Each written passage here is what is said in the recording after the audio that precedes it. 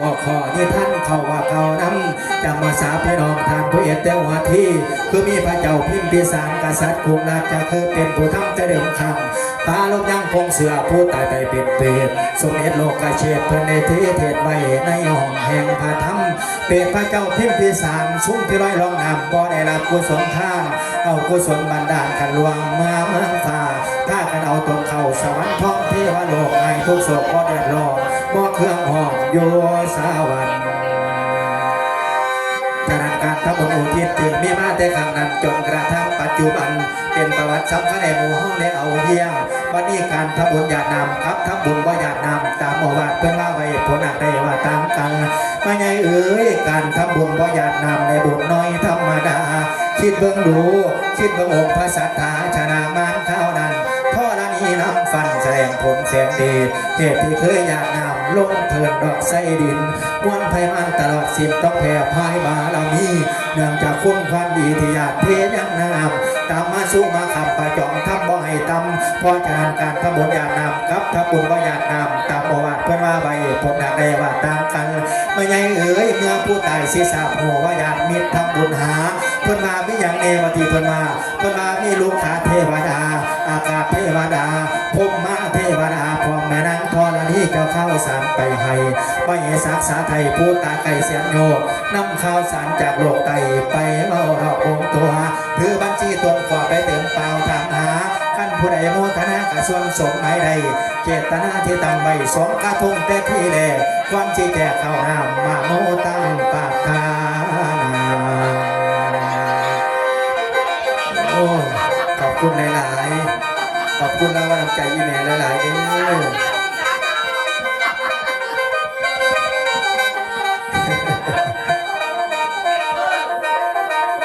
ขอบคุณสมุนแฟนครับUFCขอบคุณครับแล้วจังว่าสาธุสาธุ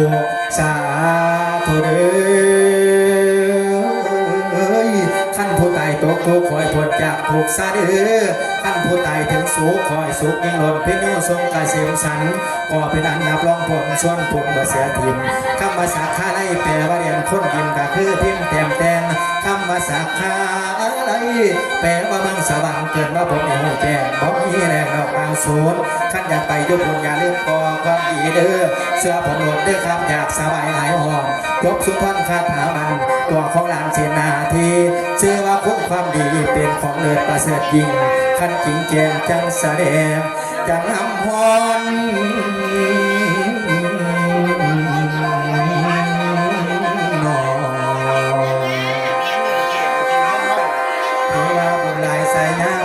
ได้มาห้องการห้องงานมือนีมือก่อนนะครับงานอายุวัฒนาหลวงพ่อพระครูปีชาของเฮาโอ้ภัยก็ถือว่ามีบุญหลายอย่างน้องแม่น้อง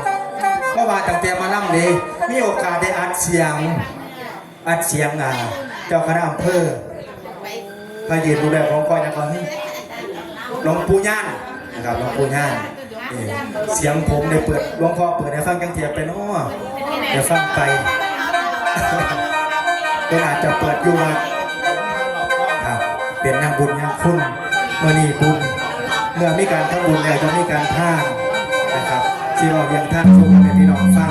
วันนี้รับแค้นฟังรับแก่นฟังคงหลุดจากหน่อยน้องแม่น้องอย่างแต่ผู้เต่าผู้โตผู้ยังไม่หลุดดอกก็สิว่ามีการเหตุการณ์ทะเลาะวิวาทดอกวันนี้ดีโยมวันนี้ไม่ตั้งแต่คุณพ่อคุณแม่รักษาไว้เด้อแม่เด้อขนมจังเงี้ยวัฒนธรรมหมอลำคู่ภาคอีสานของเฮาเพิ่นว่าที่มาลอดตาสร้างหากมาลอดตาเล่นโตว่าเห็นยวัดบ้าโตลูสิเอาหยังมาสู่เห็นเสือจังแหลมหอกบอกแล้วตัวบอกให้เตรียมทองไปกับไฟก่อนเจ้าสิงห์ใจจรเจ้าเล่นเพลงไทยหมดสมัยมันเด้ออวยตามุ่งเขาเดี๋ยวนี้คงคดเข่าฟังเอาผู้ใดผ่านนิสงการทานผมได้สัมผัสไว้สิรำให้ดอกสู่ฟังหนึ่งเพื่อตั้งสับวาปริโยผู้ใดทำท่านเผยแผ่ยายได้การให้ย่อมเป็นที่รักใคร่ของบุคคลส่วนมากสองกิติศัตรู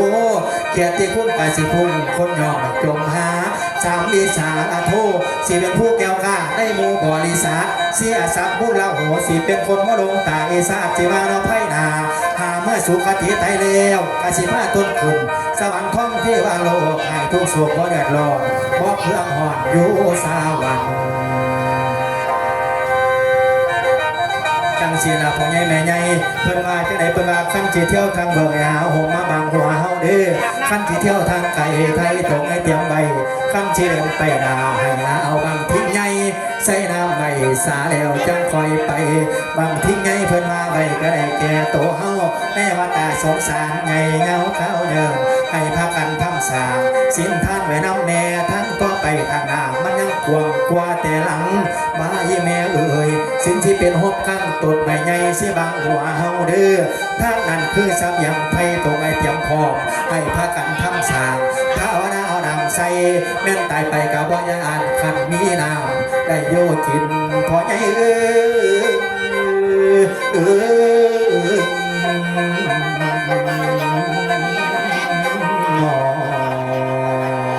เอาดอกที่สองบอลไลยาวสู้พี่น้องฟังไปมาแค่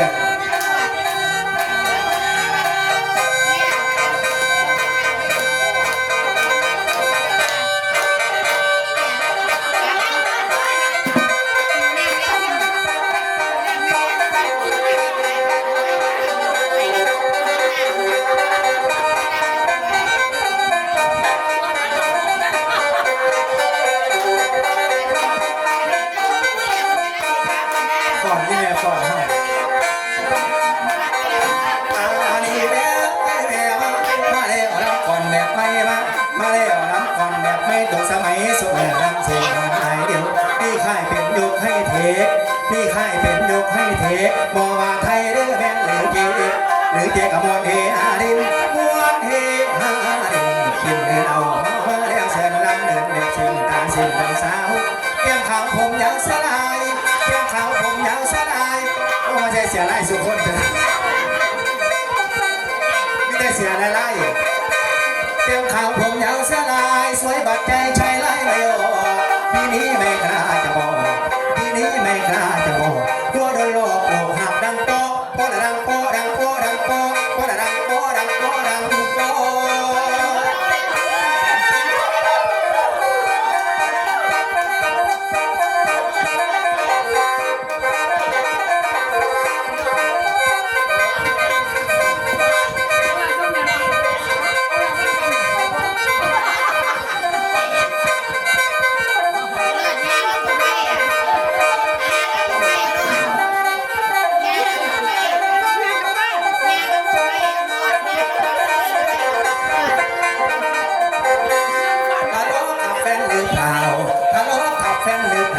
ทำไมสาวหน้าตาบุญถึง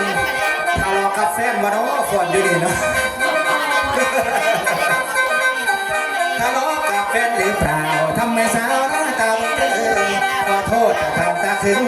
ขอโทษทำตาถึงไม่ใช่ทะลึ่งอยากจะเรียกมาขอยอมได้ไหมสลายขอยอมได้ไหมสลายสงสารพี่ชายที่มาวันโอ้ลูกน้ำของแม่เราหน้าตาไม่ขาวแต่ก็รักใจ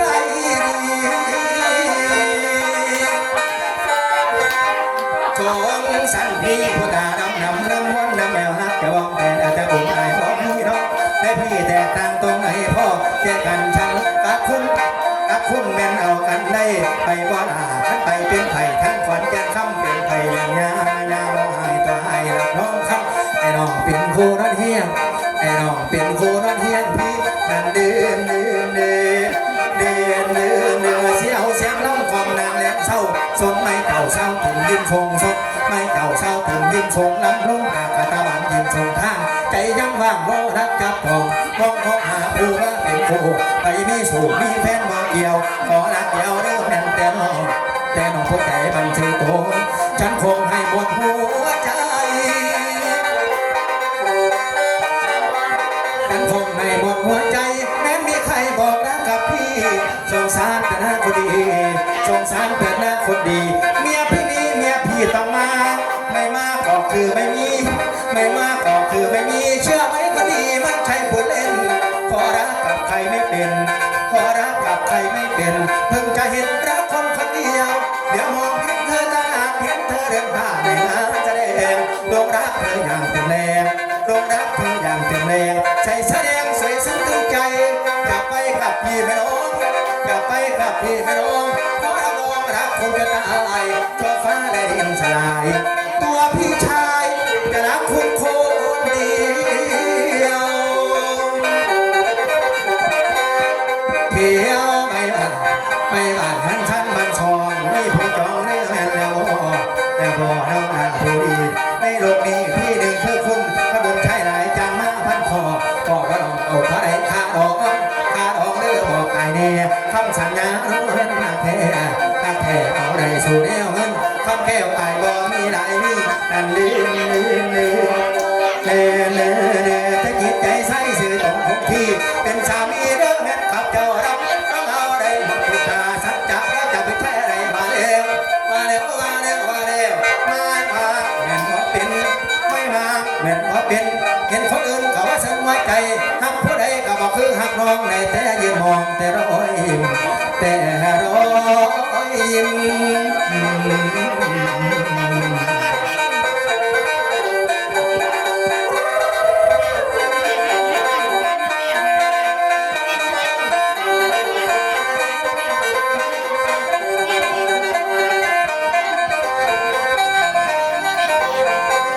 จดหมายบรรยายอักษรถึงละมุนด้วยไว้ใจเป็นเพราะเหตุใดได้อภาเลยไปทำจดหมายนั้นกลั่นจากใจสามเฉยจะรู้ว่าไม่เคยของพี่ไม่เคยรักใครสักคนของพี่ไม่เคยรักใครสักคนเพราะจนโดนน้ำเนื้อคือใจสีขาดทอนให้บางอ่อนเขียนจดหมายสนองต่อไปชายนี่ถ้าแต่น้ำหากเมื่อใดลงมาเขียนส่งที่มาเด้อมีเสียค่อยจดหมายน้องมีฝนก็โปรยลงมาแล้วน้องแค่ไม่เห็นตอนมาฟังข่าวเพื่อเงียบหายน้องฟังใจบ่เห็นส่งข้างมาใจพี่จะขาดร้อนทำมาก่อนน้องต้องนอนละทนทำมาก่อนน้องต้องนอนละทนเด้อหัวใจลงให้ร้องพัดไปใบพี่ตนเหนียวนี่ก็ตายเปียกดังไงคอยเทตัวไหนปัญญามาเก่าใช่ทั้งทีสุขที่บ่เรื่องอะไรน้องเหลือในคนหลับสู่น้องให้บ่สมพองน้องคนงามเจ้าติดตามคอยแต่ตัวหมายเมื่อไหร่จะเห็นใจไทยอกแทบจะตายแสนพองระบาดเดี๋ยวต้องสงสารพองเป็นไข่ไปวัดใจยิ่งแน่เท้าแวไปเป็นอื่นหรอกในใส่ร้องในสะอื่นถูกเขาพาขอลงเตยแล้วทรงเตยแล้วทรงขอลงไว้ก่อนเพราะมันจบก่อนแต่พี่ยังมีตัวแทนครับยกที่สองครับ